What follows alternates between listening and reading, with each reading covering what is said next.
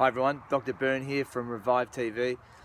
On this week's episode, we're going to discuss the top 8 reasons why Australians are spending over $2 billion per year on organic foods and why you should consider joining them.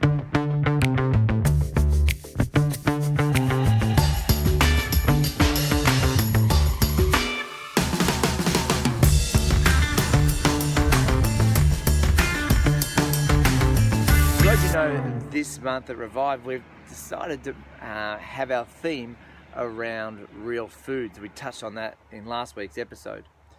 So if we're going to talk about real foods, then organics is a natural segue into exploring that concept.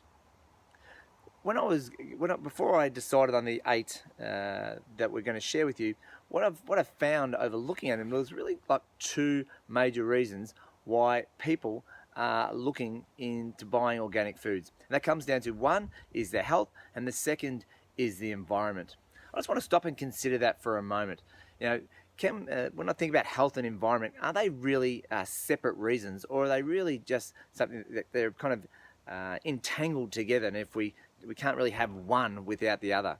I'd like to think about that for the moment.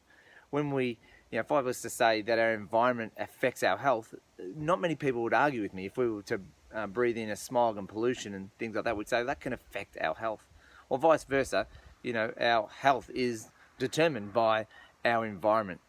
So when we're kind of looking at these top 8 reasons, they're probably all fairly interchangeable, but they have a concept, one around health and one around our environment. I want you to stop and think about your own body as that it has its own environment, its own internal environment. And you think about this from a health perspective. How healthy is your internal environment, and how do you make it healthier? Well, it's pretty simple. Most of us would accept that, we would want to eat better, we'd want to move better, we want to think pretty well, we want to have a great brain-body connection, make sure we've got a healthy nervous system. If we're doing all those things, we're going to have a better internal environment. And are we going to show signs of health when we do that? Well, I think the logical answer is yes. So if we expand on that and think about our Earth as the environment that we generally think about when we say environment, when we do good things to it, is it going to show greater health?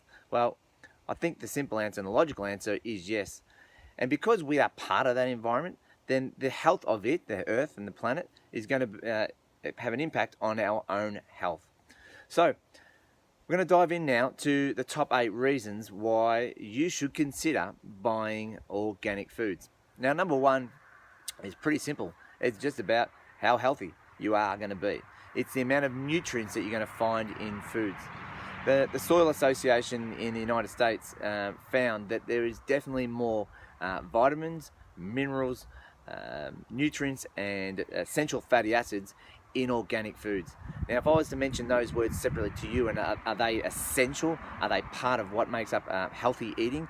All of us would say yes. So for the first tick on eating organic foods is there's more of the stuff that we need to build our bodies to be healthier. The second one, and this is interesting enough when I was looking into the research, is probably nearly the major reason why people go to organic foods, and it's the safety. It's avoiding nasty chemicals. It's not so much that people are eating organic foods for what's the quality that's in them, although that's very important to them, but it's also what they're avoiding.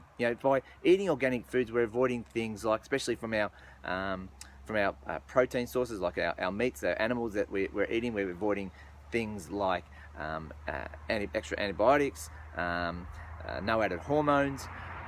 We're avoiding some fatty acids because a lot of our food, a lot of non-organic animals that we eat are fed grains rather than grasses. And then from our fruit and veg and our plants that we eat, we're avoiding the unnecessary pesticides, chemicals, and therefore food additives that are added to our food. I want you to stop and think about that for a moment. When you think about pesticides, the fact that crops get sprayed, what are pesticides for? I mean, clearly pesticides are there to kill the insects that could ruin the foods or use it because they want to eat it because it tastes so good. So if I was to put a little thumbnail of pesticides in front of you each day, would you bother? Would you drink it? Well, of course you wouldn't. So just because we don't have this immediate effect of having this chemical harm us, Does it mean that over time that as we accumulate these added chemicals into our systems that it can't? I think logically it would suggest that we can. Yeah, and it's been estimated too that we are eating somewhere around 2 kilograms of food additives every year. So that's a hell of a lot of additives to put in our foods. The third one is clean water. You know, not only for what we want to drink, but also for the animals that the animals in their environment, and perhaps even the animals that we consume as part of our diet. So there's a lot of pesticides and chemical runoff on foods that are non-organic that are run into all our waterways, whether it's our streams, our rivers, our lakes, our reservoirs, our seas, our oceans, and all the animals that live in those, and their habitats are affected. And then also some of the animals that we would consume, like our fishes and other marine animals that we would consume as part of our healthy diet, are going to be affected as well. The next one is ties in around animal protection, and just making sure when people with organic farming, there tends to be more humane. You know, animals are, our chickens and our cow and our beef are more free range. You know, they're eating grasses instead of grains. So it's it's more humane. It's also healthier for us because if you get a stressed animal and they've got a lot of, say, cortisol and adrenaline running around their system, then we're going to be consuming that as well when we eat them. The other thing that's been shown, which is the next point, number 5, is that organic farming shows that our lands are more resistant. Organic farms are more resistant to droughts. There was a 21-year study that the Rochdale Institute released in 2011 that showed that that over that 21-year period, the returns on crops were greater in the organic community than they were in the non-organic, and that was going through some quite strong drought periods. So it's more sustainable, and the crops are stronger. The next one, number 7, I think it is. It's number 6, sorry, is it improves the soil content. So it kind of ties in with the one previous to that.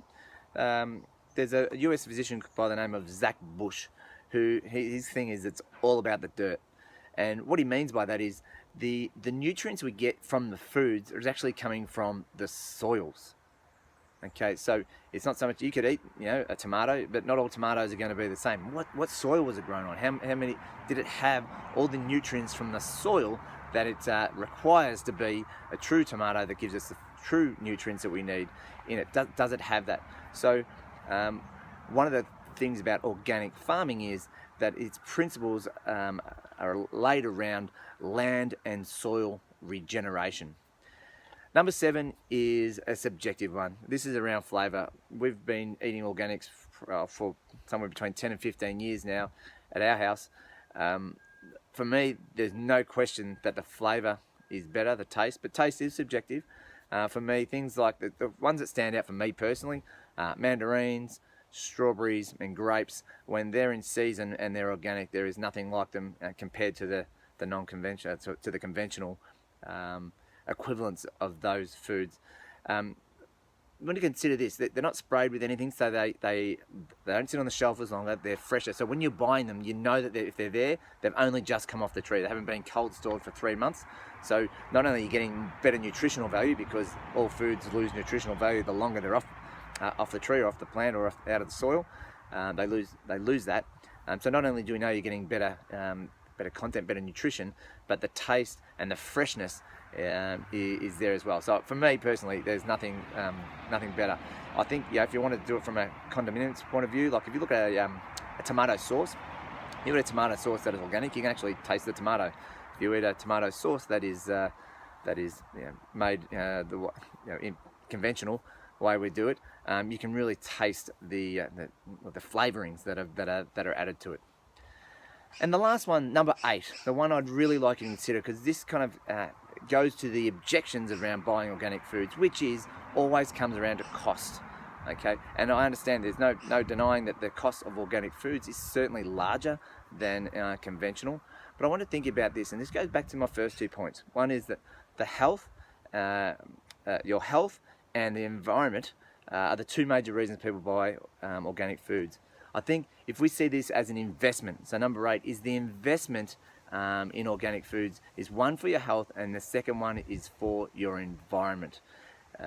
There are lots of places around now, especially in Melbourne, in the northern suburbs of Melbourne in particular, where you've got lots of different choices of foods. You may have to go shopping and looking for them, but you've got more choices, which means drives down the prices. But if you look at it as an investment in your health, that you're going to save money in the long run by eating well, that you're saving, partaking in looking after the environment by shopping organically, well, it's the value there. So for many of us, there's some people who just can't afford, who find it hard to get just conventional good foods from the supermarket, find it hard to get all those.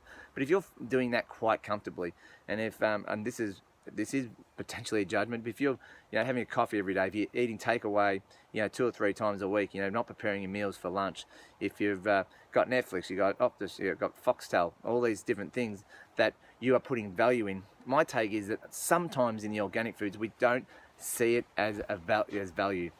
We see it as a cost, we see it as a luxury rather than of value to us. So I just want you to consider that perhaps rather than seeing it as an expense, see it as an investment in yourself and in our earth. So along those lines, we've created a guide to the top 5 organic shops that we've experienced in Melbourne, and specifically the north of Melbourne. So if you click on this link below, it'll lead you to our guide.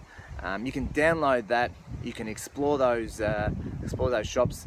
Dr. Vanessa has been to all of them and knows them well, and given some great tips in that guide.